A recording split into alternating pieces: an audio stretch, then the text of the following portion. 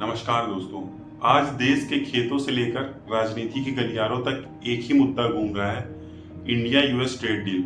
और इस डील के खिलाफ अब देश भर में आंदोलन की तैयारी हो रही है। इंडिया और अमेरिका के बीच एक नया ट्रेड फ्रेमवर्क तय हुआ है। सरकार कह रही है किसानों के हित सुरक्षित हैं, लेकिन किसान संगठन और ओपोजिशन का कहना है ये डील भारतीय कृषि के लिए खतरा बन सकती है। भारतीय किसान यूनियन के नेता राकेश टिकैत ने खुलकर चिंता जताई है। टिकैत ने कहा, इंडिया यूएस ट्रेड डील से भारतीय किसानों को नुकसान हो सकता है।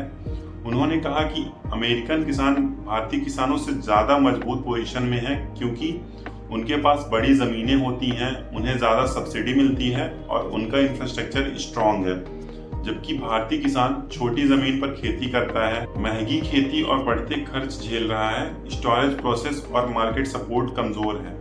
टिकैत का सबसे बड़ा डर ये है कि अगर अमेरिका से सस्ते सब्सिडाइज्ड एग्रीकल्चरल प्रोडक्ट इंडिया आए तो देसी फसलों का दाम गिर जाएगा और भारतीय किसान कंपटीशन में टिक नहीं पाएगा। उन्होंने ये भी कहा कि बिना पूरी डिटेल जाने इस डील पर भरोसा नहीं किया जा सकता है, इसलिए किसान संगठन इसके खिलाफ खड़े हैं।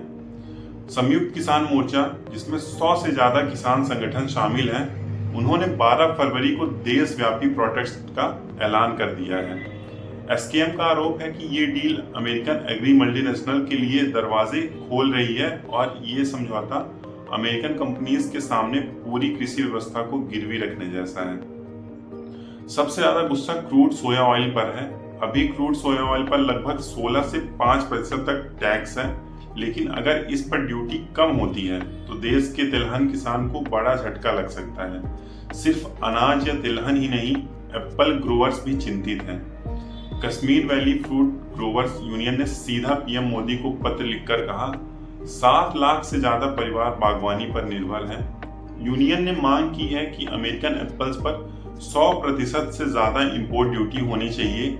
अब सरकार का पक्ष भी सुन लेते हैं। गवर्नमेंट का कहना है कि राइस, व्हीट, मेज और डेयरी जैसे एसेंशियल आइटम्स को डील से बाहर रखा गया है। साथ ही सरकार का दावा है कि basmati rice, fruits, spices, coffee और टी को अमेरिका में ड्यूटी फ्री एक्सेस मिलेगा। मतलब कुछ किसानों के लिए ये एक अपॉर्चुनिटी है और कुछ के लिए ये खतरा हो सकता है। ऑपोजिशन, खासकर कांग्रेस पार्टी ने इस डील को नेशनल इंटरेस्ट का टोटल सरेंडर कहा है। कांग्रेस लीडर पवन खेरा ने कहा, इंडिया को डंपिंग ग्राउंड बनाया जा रहा है। और ऑपोजिशन का सबसे बड़ा सवाल तो ये है कि जब डील इतनी ही बढ़िया है तो प्रोडक्ट लिस्ट और टैरिफ डिटेल्स पब्लिक क्यों नहीं। अब अमेरिका के एग्रीकल्चर सेक्रेटरी ब्रूक रॉलिंस का बयान भी चर्चा में है। उन्होंने कहा कि इस डील से अमेरिकन एक्सपोर्ट बढ़ेगा, प्राइस ऊपर जाएंगी और रूरल अमेरिकन को फायदा होगा। और यही लाइन इंडियन अपोजिशन को और ज्यादा अग्रेसिव बना रही है। तो सवाल सीधा है, इंडिया यूएस ट्रेड डील विकास का मौका या किसानों के लिए खतरा? 12 फरवरी को होने वाले प्रोटेस्ट शायद इस मुद्दे को और ज्यादा गर्म कर दें। आपका क्या मानना है? क्या ये डील फ्यूचर रेडी रिफॉर्म है या फिर एक नया कृषि संघर्ष?